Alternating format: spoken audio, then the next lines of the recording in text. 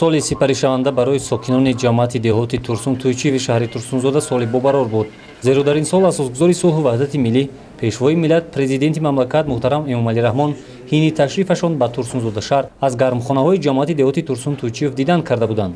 ҳамчунин бо шарофати ташрифи роҳбарияти мамлакат давоми сол дар деҳот якқатор корҳо иҷро шуданд. дар ҳудуди деҳаи саркор қариб 2 километр роҳ мунфарш ва беш аз 6 километр роҳ қисман таъмир гардид.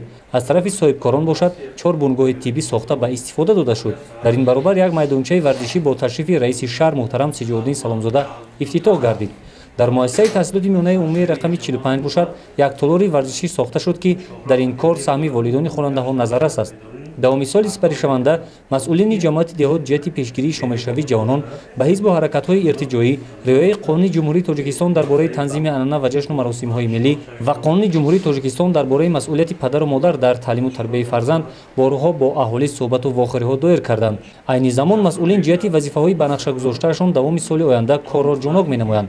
хусусан масъалаи ҷамъоварии дурусти ҳисобҳои оморӣ, ҷамъоварии андоз ба рӯйхатгирии аҳолӣ таҳти назорати ҷиддии кормандони ҷамоати деҳот бахусус раиси тозаинтихоби деҳоти Турсун Туйчиев Набиҷон Усмонов қарор дорад.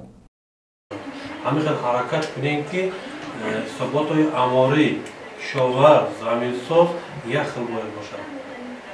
яъни шумо кишовар дигару аморчи дигару ё заминсоз дигар бояд нашавад.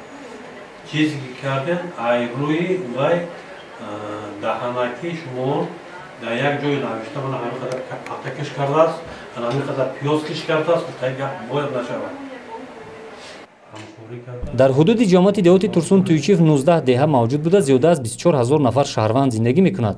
дар қаламрави деҳот 11 муассисаи таълимӣ, як коллеҷи тиббӣ, як коллеҷи омӯзгорӣ, 3 маркази саломатӣ, 2 бунгоҳи тиббӣ, 3 китобхона, 18 адад корхонаҳои хурд, 24 нуқтаҳои хизматрасонӣ, 2 масҷиди ҷомеъ, 5 масҷиди панҷвақта, 12 марказҳои ҷамъиятӣ фаъолият мебаранд. давоми соли сипаришаванда ба дастгоҳи ҷамоат 683 адад арзу шикоятҳои шаҳрвандон ворид шуданд ки ҳадди имкон ба онҳо ҷавоб гардонида шуд.